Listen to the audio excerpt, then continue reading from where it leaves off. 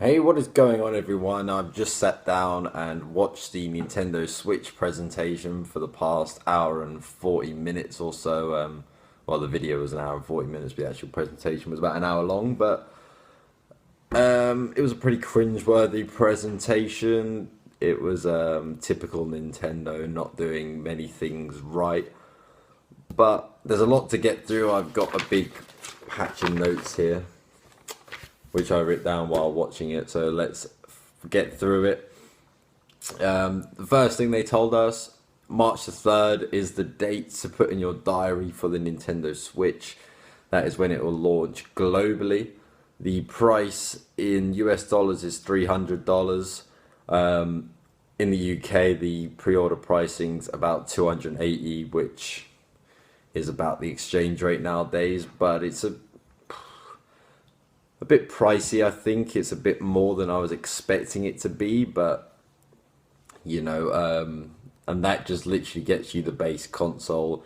In the box, you get the Joy-Con, the dock, the console, the Joy-Con grip, and HDMI cable, an AC adapter for your console when you take it elsewhere, and that's pretty much it. You can get the grips in either just the normal grey or the neon blue and the neon red, as they like to call them.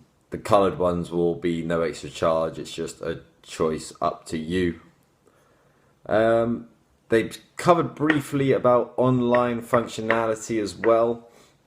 It's going to be a paid service, but it's going to be free up until fall this year.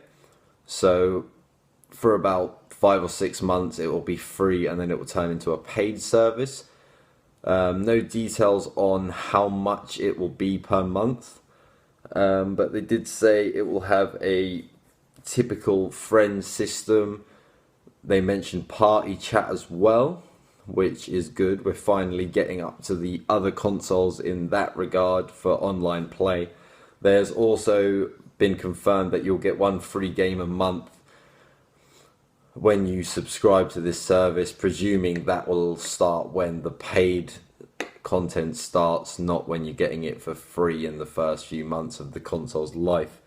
There is no region locking on the console for the very first time for Nintendo. They finally got rid of that, because core blimey, there's so many Nintendo games that only come out in Japan that you want to play, but you can't unless you buy the system from Japan and then import all your games. And that's just a pain in the arse. So there's 3 modes to the Nintendo Switch. We already knew that. There's the TV mode.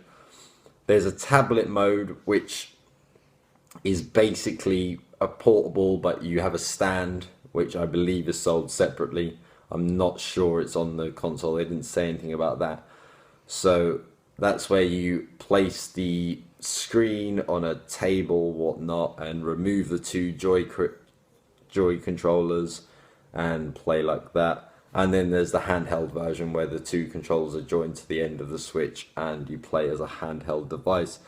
The battery life is very, very disappointing. They said it's depending on the demand of the game. So at the more demanding game, you're going to get about 2.5 hours, and this can range to 6.5 hours depending on what you're playing. So if you want to go and play Zelda out and about, you've probably got about 2.5 to 3 hours of time before you have to either plug it in or get cut off. They did say about the capture functionality. Now, there is a button on the left hand Joy-Con, which is the capture button. At launch it will only do screenshots, which is very disappointing again. You would expect them to have implemented the video capture straight off the bat, but they said that is coming. No confirmation of when that is coming, but you will be able to record gameplay on your Nintendo Switch at some point. There's a HD rumble in the Joy-Cons. Now, they made a big song and dance about this. I don't think it's at all that important. It's basically a overburdened rumble. They were explaining it, you can feel how many ice cubes are in a cup and all this nonsense. No one really cares about that, but that's a feature that they thought was pretty important to go through. So then they got on to the games, which obviously we all need to know what we're going to get with our console. One of only two launch games that were revealed in the presentation. The first one is 1-2 Switch. This is pretty much mini games. They made a big point that you can play this game without looking at the screen. It's like a 1v1 title. There was a Wild West gunfight where they wait and then pull out the pistols and shoot, all that sort of stuff. And there was a load of different games in it, but it was made of the point that it's played looking into the eyes of your opponent rather than looking at the screen, which they obviously think is an extremely innovative and great idea, but I think otherwise. But oh well. The next game we got to see was Arms. Now this is like an extendable arms boxing match. Motion controls. You hold the two Joy-Cons in your hand, you do some punching motions, you twist and all that rubbish. So yeah, that isn't even a launch title. That is coming spring 2017. So yeah, whatever. Then we got to look at Splatoon 2. It's not a HD remake of the original Splatoon like it was rumoured. It is a completely new game. The guy doing the presentation of it was really, really strange. He was like acting like he wasn't a game developer. He was in like real life and he was the squid researcher, and it was just it was quite cringeworthy, to be honest. But the game looks absolutely brilliant. They promised brand new weapons, maps, all that. And it's the first game we've seen that you can play using just a normal controller, which I know a lot of people like the motion controls. The Wii was a very big seller, but as a hardcore gamer, I want to sit down with a controller and play a game how it's supposed to be played. None of this motion controls, all that rubbish. I don't want that. I just want to be able to sit down and play. Interestingly enough, they did say that you can gather with other friends who have Nintendo Switch and you can play on local multiplayer matches, which I think is a good idea in theory. Obviously, you need to have like 8 people who all have a Switch and all want to come to the same room, and you're going to have 8 sockets nearby to plug it in, because you're only going, unless you're going to play less than a couple of hours, which you probably don't want to do. And then we started getting the big rollers in. Well, I say big rollers, big roller. Super Mario Odyssey. And he was in New York, which was rather bizarre, but, you know, taking Mario into the real world is a pretty bold move, and I think it looks like it's going to work pretty well. It kept jumping from a reimagined New York to normal settings for a Mario game, colourful Mushroom Kingdom sort of places. The graphics look great. The animations were top notch in the demo that they showed. You know, it's typical smooth Mario gameplay, which is excellent. I think this game's going to be really good. And the ability to throw your hat and be able to use it as a platform looks like it's going to be a pretty cool feature. The hat's now got eyes. It's not going to be this hat anymore. It's got some eyes. They did say he's a new character, the hat, so maybe we'll find out how Mario came across this hat and how he plans to use it. But it's the first sandbox Mario game since Super Mario 64 and Mario Sunshine, so that's what, nearly 20 years ago now, which is pretty long overdue. But that will be launching in the holiday of 2017, so probably October, November time, around there. We got a short preview of Xenoblade Chronicles 2. That will be in 2017, I believe they said, late 2017, and we got Fire Emblem Warriors as well. That was just a very, very short video, nothing really to go on there. And then they introduced the third-party games. They put up a massive picture of all the third-party people who are doing games for the Nintendo Switch. I saw Bethesda in there, which excited me a little bit, but yeah, they said 80 games are in development for the Nintendo Switch currently, which is a pretty big amount of games for a system that's just coming out. But considering we haven't had many launch titles, it's pretty worrying.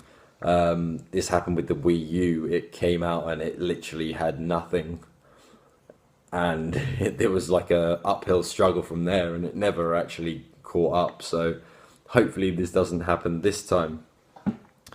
We got a Square Enix game shown off, Octopath Traveler. It was like a 2D pixel art RPG type of thing. It looked pretty interesting. And then we got an Atlas Shimigami blah blah blah blah blah. I don't know what they were on about there, but apparently it's a popular game. I've never played it. I don't even know what the Atlas Shimigami is, but as another game to add to the collection.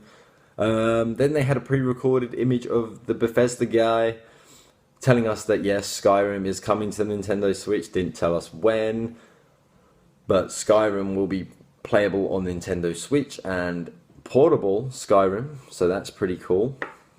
And then EA came on and they told us FIFA is coming to the Nintendo Switch as well. He wouldn't say FIFA 18 though. He said it's coming later this year, but he wouldn't say FIFA 18. It's a specific game for Nintendo Switch. A bit like how they did it with the first PS Vita game. I believe it's just going to be like FIFA for Switch. It's going to be specifically designed for Nintendo Switch, which I think is good that they're putting it out there to make a game specifically for the console, because it is so much different to the two big boys. So that's good. And then we get to the end. They did a bit more presentation about in the box, but I've already covered that, so no point going over it again. Pre-orders are available now. Game, Amazon, about £280. All the games are at $59.99 right now, so I don't know if it's worth holding off for a little while, just see how it pans out, maybe get a bundle or something.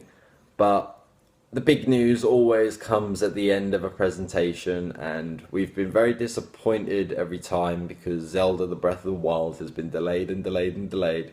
It got delayed till June, just a few months ago. But that delay has appeared to be false. We got a lengthy trailer of Zelda the Breath of the Wild. It looked absolutely fantastic. Everything you expect from a Zelda game. It brought me back to the Ocarina of Time era with a bit more cartoony graphics than that. Not too much. It's pretty realistic, but it's not on the level that Ocarina of Time was in terms of realism.